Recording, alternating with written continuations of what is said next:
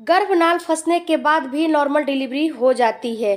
आज का वीडियो होने वाला है पूरी की पूरी हेल्पफुल और हम जानेंगे कि बच्चे के गले में गर्भनाल क्यों फंस जाती है और नाल फंसने से क्या क्या रिस्क हो सकता है, कब घबराना चाहिए और कब बिल्कुल नहीं घबराना चाहिए, क्या इससे नॉर्मल डिलीवरी पॉसिबल हो पाती है, माँ की कौन सी गलती की वजह से बच्चे के गले में गर्भनाल लिपट जाती है और गर्भनाल लिपट गई है तो क्या निकाला जा सकता है, क्या बच्चे ने गर्भनाल लपेट लिया है तो क्या निकाला जा सकता है ये, और माँ को कौन कौन सी सावधानी रखनी चाहिए जिससे कि उनका बच्चा गर्भनाल ना लपेटे, ये सारी बातें वीडियो में बताने वाली हूँ। वीडियो को ध्यान से देखें, अच्छे से समझें और जो मैंने टिप्स और ट्रिक बता रही हूँ उसको फॉलो भी करें। ये नहीं कि वीडियो को स्किप करके आप देख लेंगी तो आपको पूरी जानकारी नहीं हो पाएगी। जैसे ही प्रेगनेंसी का समय नज़दीक आता है अधिकतर बच्चे गले में गर्भनाल लपेट लेते हैं। महिलाएं डरने लगती हैं और क्यों न डरे, ये डरने वाली तो बात है ना, क्योंकि इसके पीछे का एक मेन रीज़न यह होता है कि अगर आपका शिशु गर्भनाल गले में लपेट लिया है तो आपको नॉर्मल डिलीवरी पॉसिबल नहीं हो पाती है। सबसे पहले हम जानेंगे कि गर्भनाल फंसने की क्या क्या वजह होती है और आपको कौन सी सावधानी रखनी चाहिए जिससे कि गर्भनाल बच्चे के गले में ना फंसे। सबसे पहले तो आप किसी महिलाओं की लंबी गर्भनाल होती है। गर्भनाल होता क्या है ये जानते हैं। देखिए मित्रों, गर्भनाल एक ऐसा पार्ट होता है जो कि आपके थ्रू आपके शिशु से जुड़ा होता है। इसी से आपके शिशु को ऑक्सीजन, ब्लड की सप्लाई और सारे न्यूट्रिशन आपके शिशु को मिलती है। उसी गर्भनाल की वजह से आपका शिशु जिंदा रहता है और इसी गर्भनाल की वजह से आपका शिशु आपके थ्रू जो आप खाती पीती हैं उसके थ्रू आपके शिशु के ग्रोथ और आपके शिशु के विकास में सहायता करता है, इसी के थ्रू। तो अगर ये बड़ा होता है और जब आपका शिशु आपके गर्भ में घूमता है, अपनी एक्टिविटी पूरे 9 मंथ करता है, 5 महीने से ही आपका शिशु घूमने आपके गर्भ में लगता है और जब घूमता मतलब उसमें खेलता कूदता सोता बैठता सब चीज़ उसी में करता है। तो जब आपका थोड़ा सा गर्भनाल लंबा होता है तो घूमते घूमते आपका शिशु अपने गले में गर्भनाल लपेट लेता है। और ऐसा नहीं है, जब लपेट लेता है तो इसका उपाय भी वो करता है। इसके बाद अगर आपके गर्भ में पानी की मात्रा ज़्यादा होती है तो भी आपके शिशु के गले में गर्भनाल लिपट जाती है। ये कैसे लिपट जाती है? अगर आपके गर्भ में पानी ज़्यादा मात्रा में होता है, ये जो पानी की थैली होती है इसको एमनियोटिक फ्लूइड कहते हैं। अगर ये ज़्यादा मात्रा में आपके गर्भ में होगा तो आपका शिशु अपना सिर फिक्स नहीं कर पाता है और पानी ज़्यादा होने की वजह से वो उसी में तैरता रहता है और जब पानी कम होता है तो भी समस्या ज़्यादा होता है तो उसमें तैरता रहता है, जिस वजह से कि आपका शिशु गले में गर्भनाल लपेट लेता है, क्योंकि समय से तो अपना सिर फिक्स कर ही नहीं पाता है और घूमता रहता है, 9 मंथ पूरा घूमता रहता है और घूमने की वजह से ज़्यादा एक्टिविटी होने की वजह से अपने गले में गर्भनाल लपेट लेता है। तीसरी जो है, प्रेगनेंसी के 5वें महीने से ही आपका शिशु घूमना स्टार्ट कर देता है और अपनी पोजीशन भी समय समय से चेंज करता रहता है। कई केसों में ये देखा गया है कि शिशु पोजीशन चेंज करते करते गले में गर्भनाल लपेट लेता है, ये कई केसों में देखा गया है। इसके बाद जुड़वा बच्चे का होना, इसमें तो काफ़ी चांस रहता है गर्भनाल लपेटने का, क्योंकि इसमें जो आपका शिशु है उसको घूमने का कम जगह मिलता है। आपके गर्भ में डबल शिशु है, इस वजह से उसको घूमने की कम जगह मिलती है और पूरा घूम नहीं पाता है। और जुड़वे बच्चे में तो अक्सर सीजर ही होता है, सीजर ही करना पड़ता है, क्योंकि एक शिशु दूसरे पोजीशन में रहेगा और दूसरा शिशु दूसरे पोजीशन में रहेगा। इस वजह से जुड़वा बच्चे जब गर्भ में रहते हैं तो उसमें अक्सर आपने देखा होगा कि सीजर ही होता है।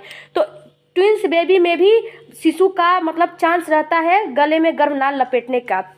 अब जानते हैं कुछ सावधानियां, आपको क्या क्या सावधानियां करनी है जिससे कि आपका शिशु गले में गर्भनाल न लपेटे। सबसे पहले तो आपको झटके से कोई काम बिल्कुल भी नहीं करना है। आपको झटका देकर ना उठना है ना बैठना है, ना करवट बदलना है। अगर आपको उठना है बैठना है, अगर आप दाईं करवट सोई हैं तो आपको पता होना चाहिए कि आपका शिशु दाईं करवट हो जाता है, बाईं करवट सोती है तो आपका शिशु बाईं करवट हो जाता है। और जब आप झटका देकर उठती हैं तो शिशु अपना पोजीशन जल्दी में चेंज करने की वजह से अपना गले में गर्भनाल लपेट लेता है। तो आपको झटका देकर बिल्कुल भी ना उठना है ना बैठना है। इसके बाद आपको झुकना नहीं चाहिए। 7 महीने से ही कोई काम आपको झुक के नहीं करना चाहिए। आपको अगर झुकना है तो डायरेक्ट बैठ जाइए, झुक के कोई काम आपको नहीं करना है। अगर आप रिलेशन बना रही हैं तो रिलेशन के टाइम आपको सावधानी रखनी चाहिए। आपके पेट पर दबाव नहीं पड़ना चाहिए। इसलिए आप इस समय एक्स्ट्रा केयर करें, अपनी एक्स्ट्रा केयर करें। अगर आप कोई काम कर रही हैं तो उसको सावधानी से करें, ना हैवी वजन उठाएं, ना जल्दी जल्दी चले, ना झटका देकर चले। मतलब आपको कहने का मतलब है 100 बात की एक बात कि आप अपना केयर अच्छे से करें। ये आपके ऊपर निर्भर करता है। इसके बाद क्या शिशु गले में गर्भनाल लपेट लिया है तो उसको हटाया जा सकता है? तो देखिए डियर, इस काम को आप और ना ही आपका डॉक्टर, दोनों लोग नहीं कर सकते हैं। इस काम को केवल आपका शिशु ही कर सकता है, क्योंकि आपका बच्चा पूरे 9 मंथ एक्टिव रहता है और पूरे 9 मंथ में आपके गर्भ में घूमता रहता है और घूमते घूमते खुद से ही गले में गर्भनाल लपेटता है और खुद से ही गले में गर्भनाल गले से निकाल भी देता है। तो इसमें आप टेंशन ना लें, आप घबराएं ना।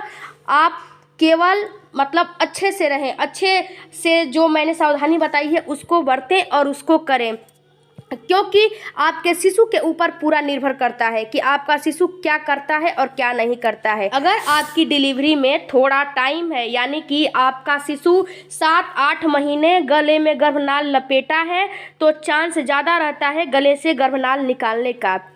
अगर टाइम नहीं है, यानी कि कहने का मतलब है कि अगर आपके सोनोग्राफी में, अल्ट्रासाउंड में 9 मंथ में आपका शिशु गले में गर्भनाल लपेटा हुआ है, तो कम चांस रहता है गले में गर्भनाल निकालने का। अब जानते हैं कि गले में शिशु गर्भनाल लपेट लिया है तो क्या नॉर्मल डिलीवरी पॉसिबल है? तो देखिए डियर, अगर आपका शिशु गले में 1 राउंड गर्भनाल लपेटा हुआ है, 1 या 2 राउंड लपेटा हुआ है, तो इसमें पूरी चांस रहती है नॉर्मल डिलीवरी होने का। अगर डॉक्टर अच्छा है तो नॉर्मल डिलीवरी करा देगा।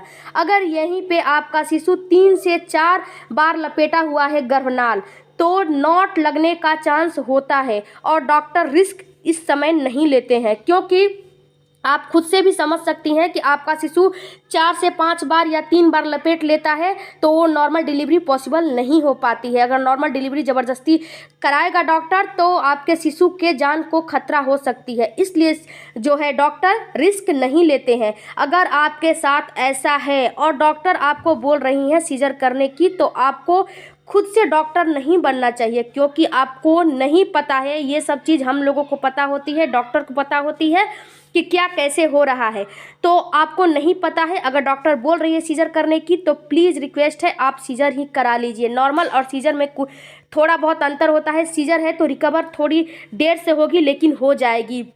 आपका शिशु आपके पास सही सलामत तो वापस आ जाएगा। आप थोड़ा समझदारी दिखाइए, इसमें आप कुछ नहीं कर सकती, इसमें आपकी कोई गलती नहीं होती है। आप सीजर करवा लीजिए। आई होप कि ये हमारा कंप्लीट वीडियो आपको थोड़ा भी हेल्पफुल लगा होगा। अगर हेल्पफुल लगे तो हमारे चैनल को लाइक, शेयर, सब्सक्राइब, कमेंट करना ना भूलें। मिलते हैं इसी तरह अच्छे और नए वीडियो में, तब तक धन्यवाद। Thank you for watching. God bless you और बेल आइकन ज़रूर प्रेस कीजिएगा। Thank you.